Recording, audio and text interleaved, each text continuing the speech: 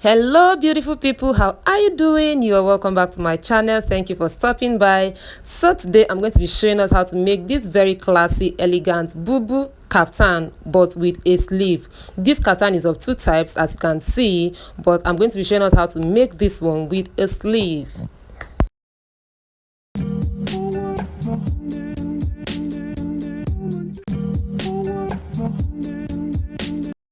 And the very first thing to do is to fold your fabric into two. Okay, you fold your fabric into two this way because there is no joining at the shoulder, so you just fold over this way, okay, and get the length that you require depending on the height of the person you're making the dress for. Okay, so your first thing is to get the next thing, sorry, is to get your length. And remember, the shoulder has no joining. Please do not forget that there is no joining at the shoulder. So the next thing is to fold over this way again. Okay, so this is the second folding. Always make sure you iron out, to get a very neat finishing. So here you mark out all the vertical measurement, the breast point, the half waist, the shoulder to hip, and finally the dress length. Okay, the breast point, the under bust, the shoulder to hip, and then the dress length. And next you'll be marking out the shoulder divide by 2. Okay, whatever the shoulder is 16, just like this one, you divide by 2 to give you 8. So this is the 8 I'm marking all the way down. And next, from this 8 inches shoulder point, I'll be marking out another 8 inches. Okay, you can use 6 inches at this point, you can use 8, but if the person has like a really broad shoulder, you can use 10 inches, but I'm using 8 because the person wants the pleat to kind of be a little bit wide. Okay, remember that this agbada is of two types. This one has just one pleat, not like the one that has 2 pleats. Okay, so this 8 inches is what I'll be folding to give me the 4 inches that will be resting on the shoulder. This is another 5 inches I am marking from the point of the second 8 inches. Remember, we have the first 8 inches, that's the shoulder, and we added another 8. So from this second one, you are marking 5 inches. This is to accommodate the hip measurement. Okay, and the hip measurement here is 44 inches, which when divided by 4 would give you 11 inches. So this 5 inches, by the time you add it to the shoulder measurement that is divided by 2, which is 8 plus 5, is going to give you 13 inches, which is enough to accommodate the hip, because the second 8 inches is just for the pleats. Right now I'll be marking out the midpoint of the second 8 inches measurement, that is the one for the pleats. I'm marking out the midpoint, which is 4 inches. So I'm going to be marking out this 4 inches all the way down. This particular measurement is just for the pleat, so this point and this point is going to be what will I call it, coming together. Okay, it's going to be coming together at the midpoint. So you can see this is the middle, that's the 4 inches. So the 2 points coming at each other this way. Okay, you fold it in this way. So this is the part that is for the pleats. It's just one pleat, so you hold it all the way down this way. So this is just the part for the pleats. And if you measure, it will give you the 4 inches because it is 8 inches divided by 2. Then I am ironing out at this point so that I will have all my points, visible at every part of the fabric. Okay, so this part that I measured out, that's the 5, where the 5 inches mark is, you cut it out this way. So you can use this one as anything, either the facing or the sleeve. So I keep this aside, and then you can see the essence of the ironing. This is to give me all the points I needed. Okay, so I don't need to start measuring anything at any side of the fabric. So this is done. This is just to make sure that whenever I'm stitching, I have it visible. So the next thing, I'll be marking out the neckline measurement. Okay, so I'll be using the width of 3 inches. I'll be using 3 inches for the back. I'll be using 1 inch. Okay, I'll be using just 1 inch for the back, and then I'll be showing us what the neckline of the front looks like. So I'll be cutting the front and back together this way.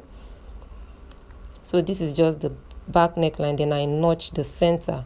Okay, just to give me a guide by the time I'm ready to stitch.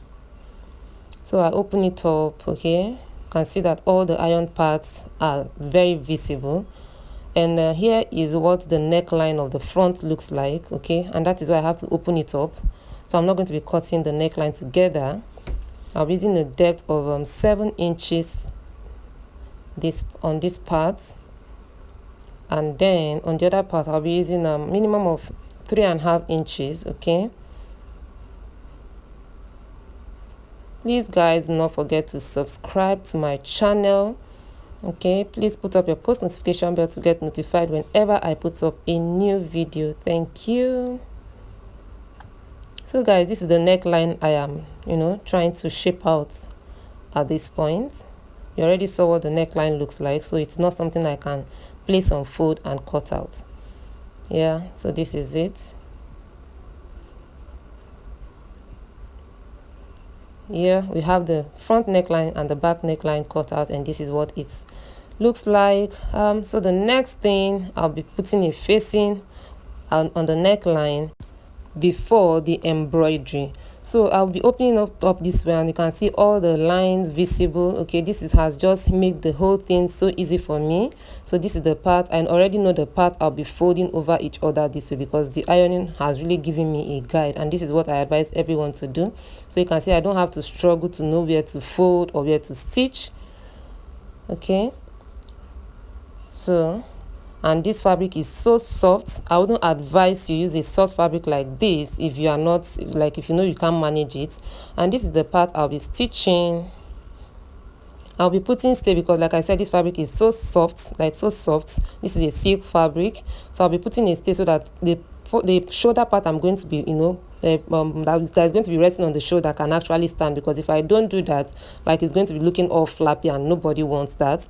So I'll be putting a stay on that pleat, just the pleated part, not the whole thing.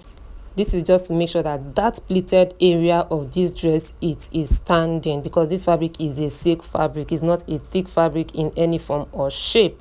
So I'm going to be putting the stay all the way to the other end of this fabric. Okay, and then you fold it over this way. This is your 4-inch. You can see that I still have my lines intact.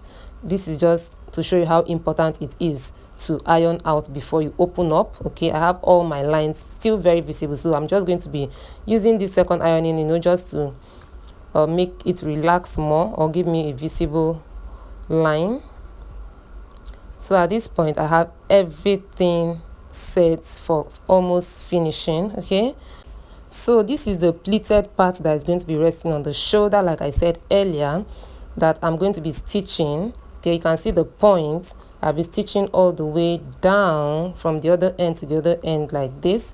So you can see I already have my stitch done. So the pleated part is already stitched down, ready for embroidery to be done. And next is just to fix the sleeve and take off. I think I need to take off all this before the fixing of the sleeve. Yeah, so you take off all this excess stay, just to make your work look very neat on the inside.